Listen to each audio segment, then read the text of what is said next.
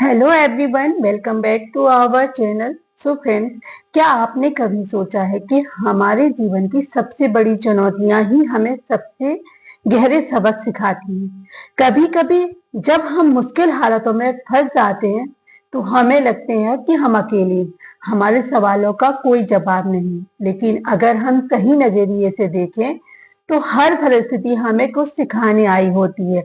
आज मैं आपको ऐसी स्टोरी सुनाने जा रही हूँ जो न सिर्फ आपके दिल को छू लेगी बल्कि आपके सोचने का नजरिया भी बदल देगी। ये स्टोरी सिर्फ एक स्टोरी नहीं है बल्कि यह जीवन के सत्य को उजागर करती है। तो चलिए आज हम बुद्ध की एक अनमोल कहानी की में समझने की कोशिश करते हैं कि जीवन में सबसे कठिन सवालों का जवाब हमें कहाँ और कैसे मिलता है। आइए फ्रेंड्स, जीवन को बदलने वाली स्टोरी शुरू करते हैं। फ्रेंड्स, एक युवक ने जीवन में सफलता प्राप्त करने का दृढ़ संकल्प कर लिया। बड़ी लगन और धैर्य के साथ उसने आश्रम से शिक्षा प्राप्त की। शिक्षा की समाप्ति के बाद उसने नौकरी खोजना प्रारंभ कर दिया ताकि पारिवारिक जिम्मेदारी का निर्वाह बहुत अच्छे से तरीके से कर सके। इतनी अच्छी शिक्षा प्राप्त करने के बाद भी उसका ये दुर्भाग्य रहा कि उसे कहीं भी काम नहीं मिला। नौकरी की तलाश में वह जगह जगह भटकता रहा, खूब प्रयास किया किंतु हर स्थान से उसे निराशा ही मिली। अच्छी बात यह थी कि युवक ने मात्र किताबी शिक्षा ग्रहण नहीं की थी, अपितु जीवन में कैसे धैर्य रखा जाए ये भी सीखा था। यही वजह रही कि वो हर परिस्थिति का सामना बड़े ही अच्छे तरीके से कर लेता। लेकिन कब तक यह करता, हर एक संघर्ष की सीमा होती है। दोस्तों, ये बात सत्य है कि जब सफलता नहीं मिलती तब तक आपकी मदद करने कोई नहीं आता। आप दर दर की ठोकरें खाते रहेंगे। आपको कोई पूछने नहीं वाला है कि आप कैसे हैं, आप परेशान हैं कि नहीं। कोई ये आपसे नहीं पूछेगा, ये जीवन की सच्चाई है। हाँ, लेकिन जब आप कामयाब बन जाएंगे, जब आपके पास पैसा रहेगा तो 10 से 20 लोग आपके आगे पीछे घूमते रहेंगे। तो तमाम तरह के लोग आपसे रिश्ता भी रखना चाहेंगे। तब दूर के लोग भी आपसे कहेंगे कि आप उनके बहुत करीबी रिश्तेदार हैं। हर कोई आपसे एक झूठा रिश्ता लेकर जोड़ना लगेगा। ध्यान रहे, जो लोग आपके पैसे को, आपकी कामयाबी को देखकर आपसे जोड़ते हैं वह कभी भी आपके अपने नहीं हो सकते। जो मुसीबत के समय में, जब आप निर्धन हैं, गरीब हैं, लाचार पड़े हुए हैं, उस वक्त कोई अगर आपको सहारा दे, उस वक्त कोई अगर आपके साथ खड़ा रहे तो समझ लीजिए कि वही आपका सच्चा और अपना साथी है। और ऐसे लोग दुनिया में केवल 1% से भी कम होते हैं जो आपकी गरीबी में, जो आपके कठिन वक्त में आपका साथ दे। लेकिन आप सबसे ज्यादा उन लोगों के लिए परेशान रहते हैं जो कभी आपके अपने हैं ही नहीं। वह युवक हार थक के परेशान होकर एक रास्ते से गुजर रहा था। रास्ते में से एक आश्रम दिखाई पड़ा। उस आश्रम के बाहर एक महात्मा अपने शिष्यों को ज्ञान का उपदेश दे रहे थे। वे सभी शिष्य उन बौद्ध महात्माओं के उपदेशों को बड़े ध्यान से और शांति पूर्वक सुन रहे थे।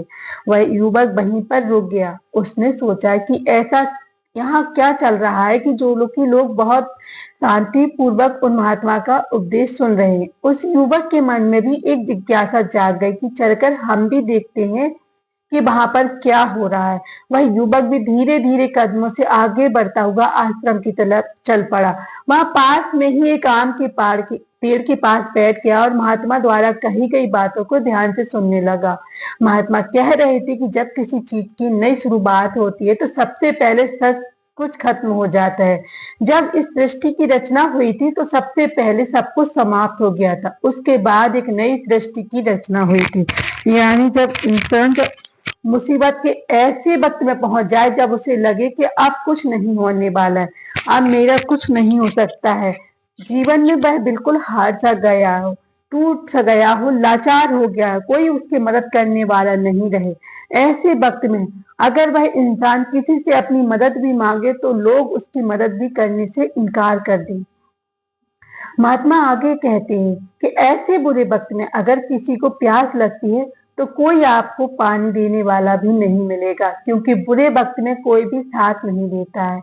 ऐसे वक्त में आप बिल्कुल टूट जाएंगे, आप जिंदगी से हार जाएंगे। लेकिन एक बात हमेशा याद रखिएगा, इसी क्षण यही सोचना है कि अब कुछ हमारी जिंदगी में बड़ा होने वाला है, क्योंकि बर्बादी के बाद ही नई चीज का निर्माण होता है। टूटे फूटे लोहे को गला करके एक नए लोहे का निर्माण किया जाता है। अर्थात जब आप बिल्कुल टूट जाते हैं, मुसीबत के वक्त से गुजर रहे हैं, तो ये बात दिमाग में जरूर लाए कि अब कुछ नया होने वाला है, हमारी जिंदगी में कुछ अच्छा और बड़ा होने वाला है।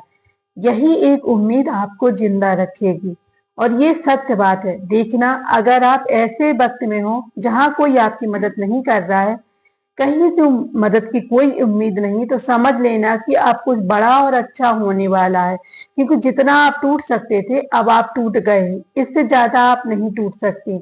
ऊपर वाला आपको जरूर कुछ बड़ा देने वाला है। यही सब बोल करके गुरुजी अपने उपदेश को विराम देते हैं।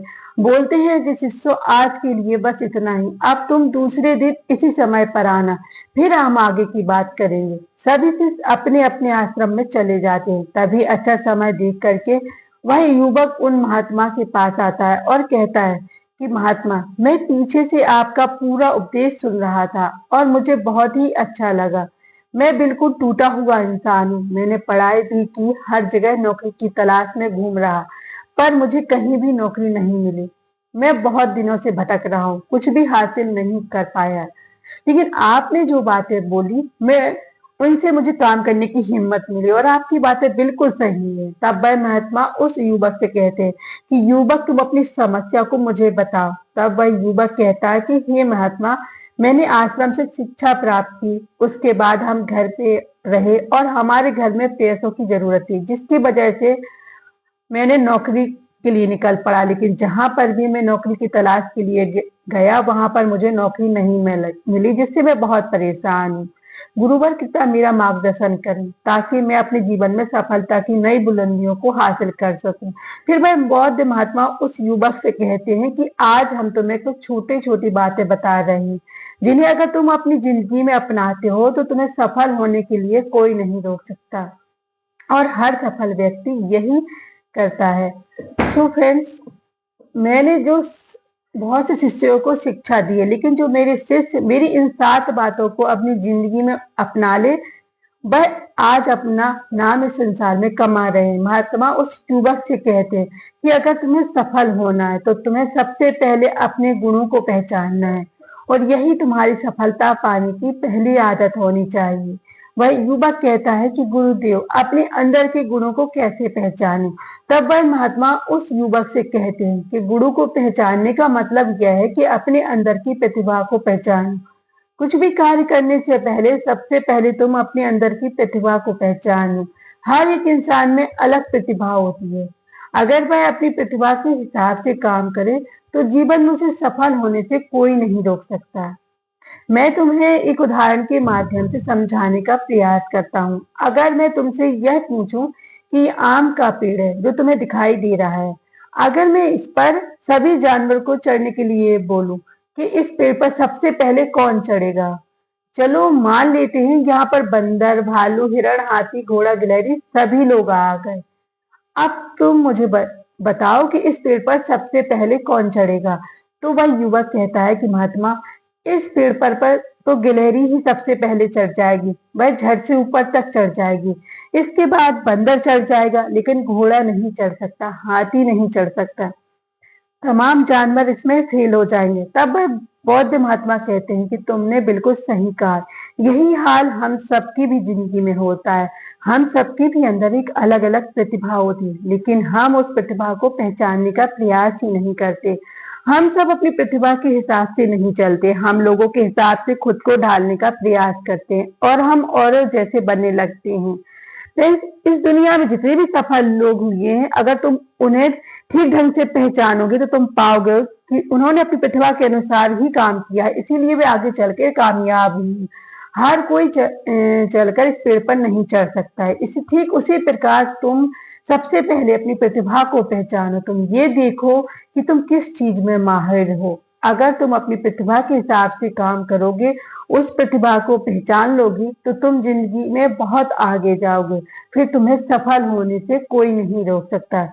लगभग 98% लोग यही करते हैं कि वे दूसरों जैसे बनने का प्रयास करते हैं। किसी ने उन्हें कहा तो वे उसके जैसा ही बनने लगते हैं। जैसे जबकि जो 1% लोग होते हैं वही सफल हो पाते, क्योंकि वे अपनी प्रतिभा के हिसाब से काम करते हैं, अपने अंदर की प्रतिभा को पहचान लेते हैं, फिर वे लोग उसी हिसाब से काम करते हैं और अंत में उन्हें सफलता मिलती है और वे लोग जिंदगी में बहुत ही आगे जाते हैं। इसीलिए कुछ भी नया करने से पहले सबसे पहले अपनी प्रतिभा को पहचानो, फिर उसके हिसाब से काम करो।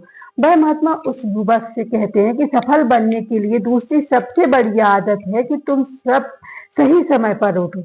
अगर तुम सही समय पर उठ जाते हो, अगर तुम 3 बजे उठ जाते हो या 4 बजे उठ जाते हो या 5 बजे भी उठ जाते हो, तो तुम्हारे पास बहुत ज्यादा समय बच जाएगा अपना कार्य करने के लिए और उन तमाम लोगों से तुम आगे निकल जाएगे जो लोग देर से सोकर उठते हैं, उन्हें आलस और बीमारियां घेर लेती हैं।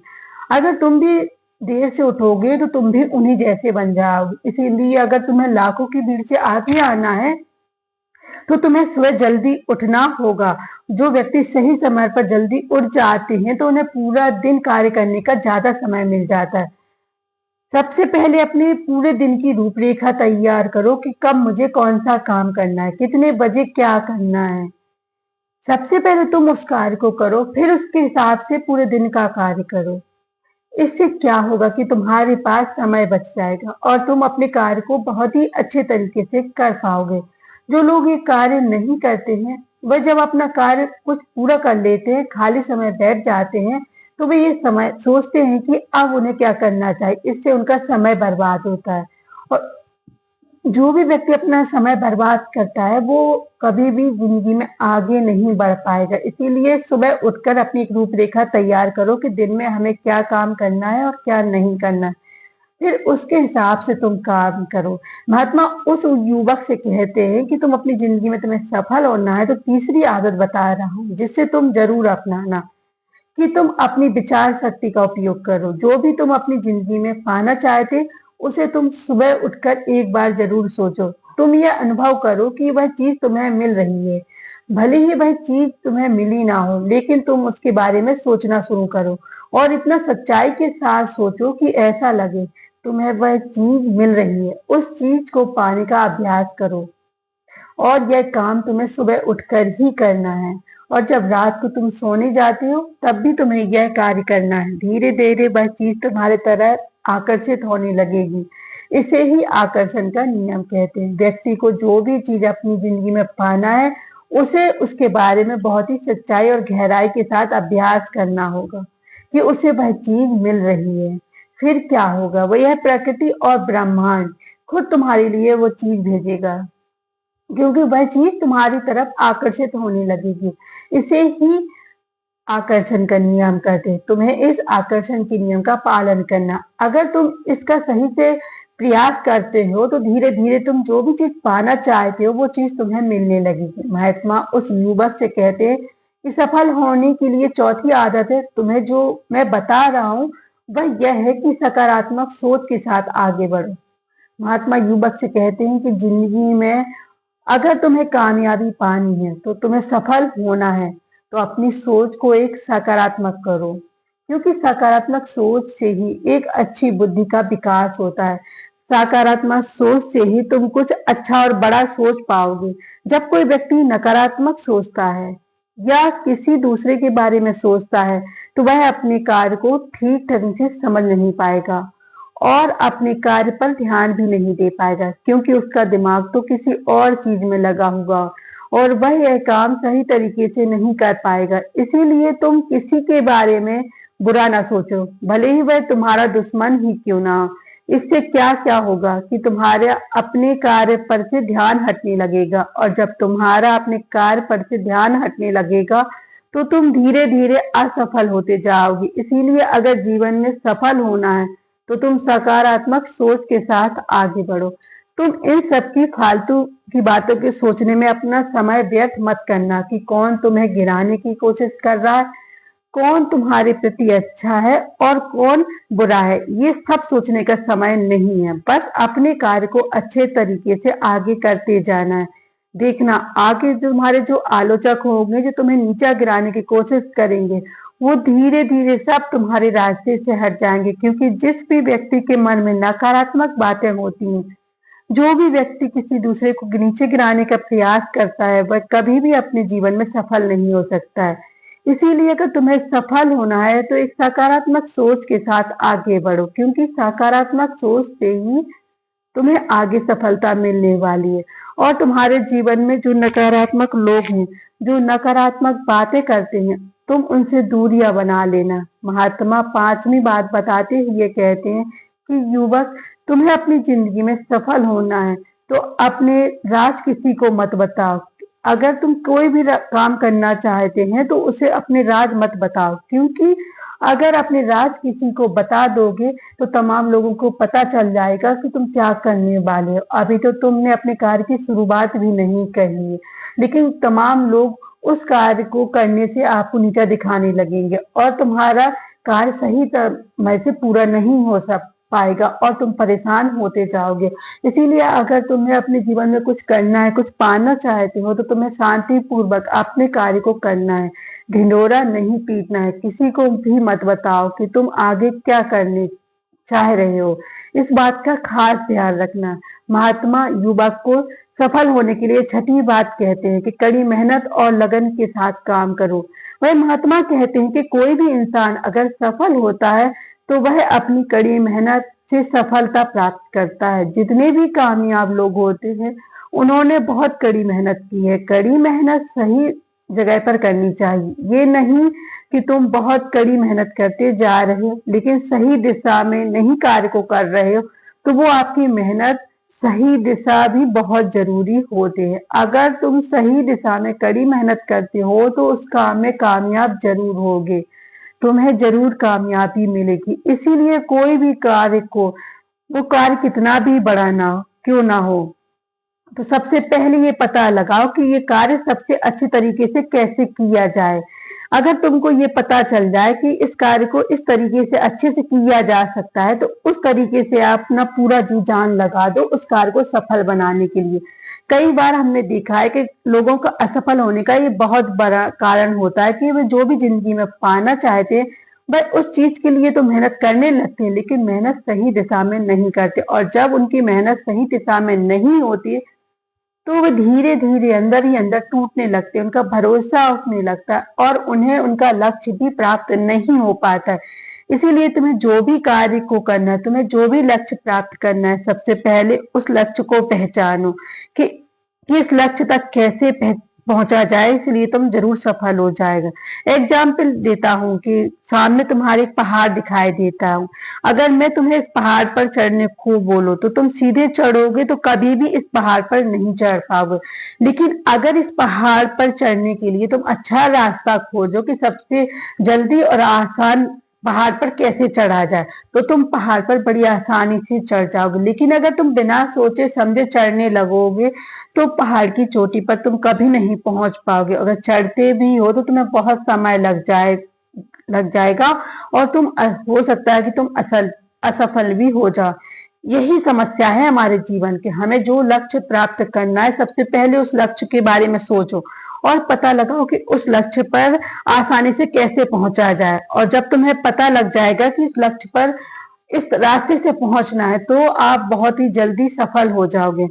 महात्मा उस युवक को सफलता प्राप्त करने का सातवां और अंतिम सूत्र बताते हुए कहते हैं कि युवक, तुम्हें अपने शरीर का भी बहुत ध्यान रखना है और अपने शरीर के ख्याल के लिए तुम्हें योगा अभ्यास और योग की क्रिया करनी है। अगर तुम योग की क्रिया करते हो तो तुम्हारा दिमाग संतुलित रहता है और जब तुम्हारा दिमाग संतुलित रहेगा तो ही तुम अपने कार्य पर अच्छे तरीके से ध्यान दे पाओगे। योग की क्रिया करने से तुम्हारा अंदर का आलस्य भी दूर हो जाएगा, क्योंकि आलस इंसान का सबसे बड़ा शत्रु होता है। इसीलिए योगा अभ्यास करके तुम अपने आलस को भी दूर कर पाओगे। ठीक उस प्रकार